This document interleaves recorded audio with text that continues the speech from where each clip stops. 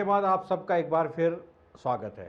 आखिरी समय में जब यहाँ से निकले बाबा तो वृंदावन की तरफ गए, तो वहाँ पर फिर वृंदावन में इन्होंने अपने ब्रह्मलीन वहीं पर हुए, वृंदावन में ही। जी हाँ, ये यहाँ से 9 सितंबर को निकल गए थे बाबा जी महाराज 1973 में। हाँ। और यहाँ क्योंकि उन्होंने एक ट्रेन यहाँ से चलती थी काठगोदाम से आगरा फोर्ट के नाम से, तो आगरा फोर्ट में बैठ बाबा जी महाराज ने वो भी लिया टिकट भी, बल्कि उसका वो आगरा फोर्ट का लिवाया लड़के से, और आगरा वाला पूरा आगरा फोर्ट तक का टिकट लिया उन्होंने। वहाँ पे पूरा दिन व्यतीत करने, यानी कि 10 तारीख का पूरा दिन यहाँ व्यतीत किया। एक कोई मिस्टर शर्मा जी हैं, उनके वहाँ व्यतीत किया, पूरा अपना शेव वगैरह भी करी। और यहाँ लोगों से कहते हुए गए, मैं अब सेंट्रल जेल से छूट गया हूँ, मैं अब अपनी सेंट्रल जेल से छूट गया हूँ। बस उसमें लोग समझते थे कि क्या ये इनका बाल बाल स्वभाव है, कुछ कहते रहते हैं ऐसा।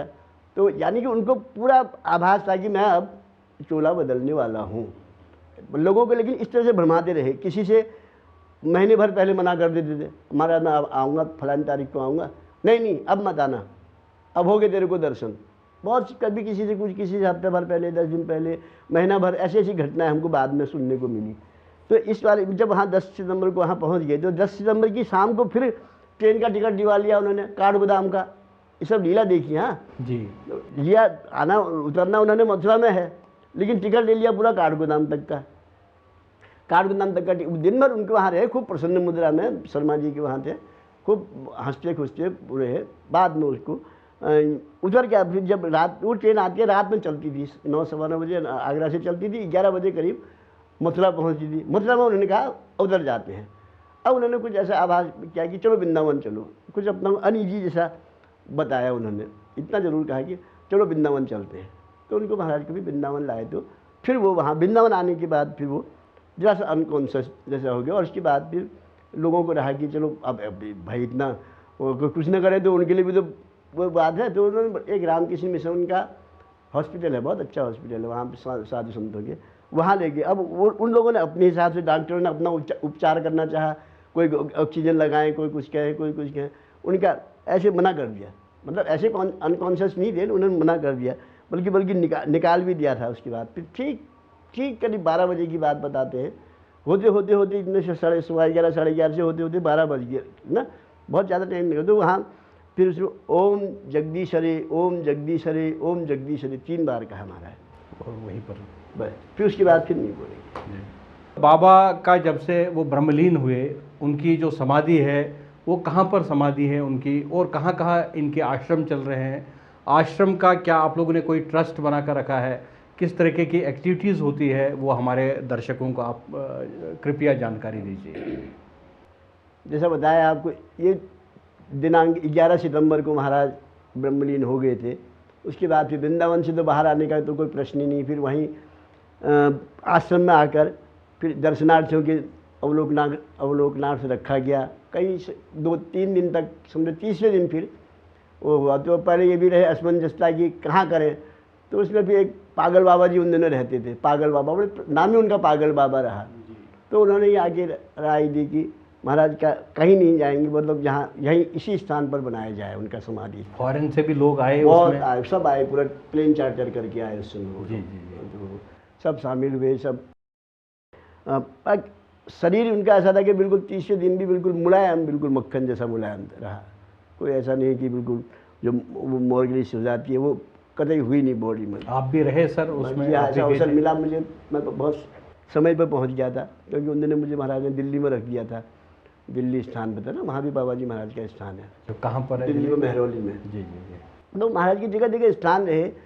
तो मुख्य समाधि तो बाबा जी महाराज की वृंदावन में बनी, वहीं पर बनी मुख्य समाधि, बस उसी स्थान पर ही अब मंदिर बन गया है। कभी भी आप जाएं, देखिए बहुत भव्य मंदिर बना हुआ है, वहीं पर मुख्य समाधि। फिर भी लोगों ने कुछ एक जिज्ञासा, वो इतने महान जिंदगी तो जब उनसे बिछुड़ रहे हैं, तो कुछ ना कुछ सब ने विभूति रख ली उनकी, यानी कि ऐसे अपने अपने बात। तो उनमें से जब रह गया था, तो फिर बाद में माँ ने उनको कहा कि नहीं इनको घर में रखना ठीक नहीं, इनको पवित्र स्थानों पर इनके मंदिर बनेंगे, वहाँ पे पहुँचा दिया जाए। तो जैसे लखनऊ मंदिर है, वहाँ किसी डिवोटी ले गया था, तो उसको वहाँ भी महाराज का बन गया स्थान। तो हर जगह वो अर्न कहते हैं जिसको, वो हर उसमें रखा गया है, जहाँ जहाँ बाबा महाराज के मंदिर हैं, और खुद समाधि मंदिर या कहो या बाबा महाराज की मूर्तियाँ हैं, तो वहाँ सब जगह वो स्थापित कर दिए हैं। जी जी जी। और ऐसी नीप करौली धाम, जहाँ आपने बाबा महाराज का नाम जुड़ा हुआ है, जहाँ रेल रोकने वाली घटना वाली बात आप पढ़ते होंगे कभी, तो वहाँ पर भी हम फिर बाबा महाराज के वहाँ एक मंदिर बाबा बना के छोड़ गए थे। उसमें वहाँ के गांव वालों से कह गए थे 40 क्यों और भी ज़्यादा साल हो गए होंगे, बरसों पूर्व जब वहाँ से छोड़ा उन्होंने वो गांव, तब कह गए थे यहाँ हों बैठूँगा, हों बैठूँगो, यहाँ हों बैठूँगो, यानी कि यहाँ मैं बैठूँगा। और आपको ताज्जुब लगेगा वो मंदिर जब बाबा महाराज की समाधि तो कुछ भी नहीं बन पाया, न किसी और अन्य देवी देवताओं का बन पाया, न वो जो बाद में वहाँ बाबा जी महाराज की मूर्ति स्थापित करी गई। क्योंकि अब एक वृद्ध व्यक्ति, वो कहाँ पर है, किस एरिया? नीप करौली धाम आता है आपके फर्रुखाबाद, जिला फर्रुखाबाद में है, उत्तर प्रदेश में। तो ये वहाँ इनका नाम उसी जगह से ही पड़ा, नीम करौली? पहले बाबा महाराज का नाम ये नहीं था। जी जी, उनके अलग अलग नाम रहे। हाँ, उनके कई पुराने नाम थे, तो लक्ष्मण दास जी करके ज़्यादा, लेकिन ज़्यादा प्रसिद्ध बाबा नीम करौली महाराज करके ही हुए, जब से उन्होंने उस स्थान पर ट्रेन रोकने वाली घटना करी थी। वो आपने सामान्यतः सभी लोगों ने जानते हैं उसके बारे में। तो उसी स्थान पर ये नीप करौली गांव है, वो नाम ही नीप करौली है। तो वहाँ नीप करौली वाले बाबा, पहले वाले चलता था, फिर बाद में धीरे धीरे वाले शब्द हट गया, नीप करौली बाबा हो गया, गांव का ही नाम हो गया। वही उन्होंने एक्सेप्ट भी कर लिया, किसी को कुछ वो भी नहीं रहा। तो अब नीप करौली एक्चुअली एक गाँव है, जिला फर्रुखाबाद में, उत्तर प्रदेश में। पर कभी देखिएगा, दर्शन करिएगा, बड़ा अच्छा स्नान है वो भी। तो आपके जहाँ आश्रम जितने भी अब है, ये किसी ट्रस्ट के अंडर में आते हैं, और कैसे आप एक्टिविटीज़ करते हैं सर यहाँ पर? बाबा महाराज के समय से जो परिपाटी चले आ रही है उसी को हम फॉलो करते हैं। तो जैसे लखनऊ का भव्य मंदिर है, तो उसका वहाँ लखनऊ वालों को ही उसका एक ट्रस्ट बनाया, आपस में उनको सौंप दिया। वृंदावन का अलग है, दिल्ली का अलग है, उसकी रूपरेखा वहीं के लोग भली प्रकार कर पाएंगे। इसलिए बाबा महाराज ने भी दूरदृष्टि से सोचा होगा कि अब दिल्ली का आदमी यहाँ इतना गाइड नहीं कर पाया जितना कि वहाँ का लोकल आदमी जी नज़दीक वाला। इसी प्रकार से दिल्ली, लखनऊ, कानपुर, ये नीप करौली धाम, यहाँ हनुमानगढ़, सबके अलग अलग वो बने हैं, ट्रस्ट बने हुए हैं, सबके अलग बने हैं। और और मेन जो साल के कौन कौन से फंक्शन रहते हैं आपके? अन्य स्थानों में सब जगह तो अलग अलग किस्म के ही हैं। जैसे लखनऊ में तो 26 जनवरी माना जाता है, उस दिन वहाँ स्थापना हुई थी। तो लंगर होता है वहाँ, लंगर बहुत अच्छे लंगर हो जाते हैं। इस जगह जहाँ कैंची धाम में कब होता है? यहाँ कैंची धाम में 15 जून यहाँ का विशेष वार्षिकोत्सव है, वार्षिक। और उसमें भी बाबा महाराज ने दूरदृष्टि वाली बात ही कहना चाहिए कि ऐसा प्रसाद बनवाया जो आप महीने भर तक भी रखेंगे तब भी खराब नहीं होगा। किस तरीके का? वो मालपुआ कहते हैं उसको। अच्छा। यानी कि जो डीप फ्राइड होता है ना, ज़्यादा फ्राई करते हैं उसको घी में, शुद्ध घी का उपयोग होता है, और वो इतना बड़ा बड़ा रोटी से भी बड़ा आकार होता है उसका, और गुड़ और उसकी मिश्रण। यहाँ पर काफ़ी लोग उस दिन आएंगे? तो उस दिन तो अनइन्वाइटेड फंक्शन समझिए आप उसको, हम किसी को इन्वाइट ही नहीं करते हैं। लेकिन लोग खुद, जैसे आप प्रयाग के मेले में है, आपको पता है मकर संक्रांति आने वाली, सब वहाँ पहुँचेंगे। तो ऐसे ही हमको उनको भी बताया था कि 15 जून आने वाला है, सब यहाँ को सुबह से इतनी भीड़ आनी शुरू हो जाती है कि शाम तक अनवरत चलते रहता है। सबको फिर वो मालपुआ का प्रसाद मिलता है। अब हाँ, उसके साथ साथ सब्जी भी देना शुरू कर दिया, ताकि आलू की सब्जी, और ताकि लोग प्रसाद पाए अपना। जो आपका वृंदावन का आश्रम है, वहाँ पर किस तरीके के फंक्शन रहते हैं? वहाँ पे भी स्थापना दिवस है, बसंत पंचमी होती है, हनुमान जयंती होती है। ऋषिकेश में भी हनुमान जयंती मनाई जाती है। हनुमान जी के मंदिर तो हनुमान जयंती तो होती है, लेकिन विशेष रूप से वृंदावन में भी और ऋषिकेश में। और महाराज का समाधि दिवस अभी सितंबर में आएगा, अनंत चतुर्दशी थी उस दिन, तो अनंत चतुर्दशी के दिन वृंदावन में भी मनाया जाता है। तो मुझे पूरी आशा है कि आप सबको बहुत ही अच्छा लगा होगा, अद्भुत लगा होगा, क्योंकि हम एक ऐसे महान और सिद्ध महापुरुष की बात कर रहे थे, उनके बारे में चर्चा कर रहे थे, जिसके बारे में आपको किताबों में तो ज्ञान मिलेगा, लेकिन स्पष्ट रूप से ज्ञान मिलना बड़ा असंभव है।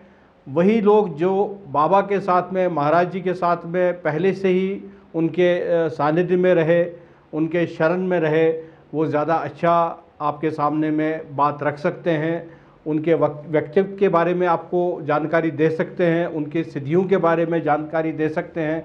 इसीलिए हमारे चैनल की ये खोज रहती है कि हम ऐसी जगहों की खोज करें जहाँ पर हम आपके लिए एक नई चीज़ सामने रखें, नई जानकारी आपके सामने रखे। इससे पहले मैं इस कार्यक्रम को यहाँ समाप्त कर दूँ, मैं श्री विनोद चंद्र जोशी जी का एक बार फिर धन्यवाद देना चाहता हूँ। जोशी जी, आपने इतने कठिन नियमों के बाद भी हमारी चैनल को आज्ञा दी, परमिशन दिया। मैं तहे दिल से आपके लिए आभारी हूँ और आपको मैं धन्यवाद देना चाहता हूँ। और मुझे आशा है कि हम आपके साथ जुड़ते रहेंगे, बाबा के बारे में और इनकी जो लीलाएं हैं उनके बारे में चर्चा करते रहेंगे आगे। मैं आप सबको धन्यवाद देना चाहता हूं कि आप इस कार्यक्रम को बहुत पसंद करते हैं और हम आगे भी आपको ऐसे ही महापुरुषों के दर्शन कराते रहेंगे। तब तक के लिए नमस्कार।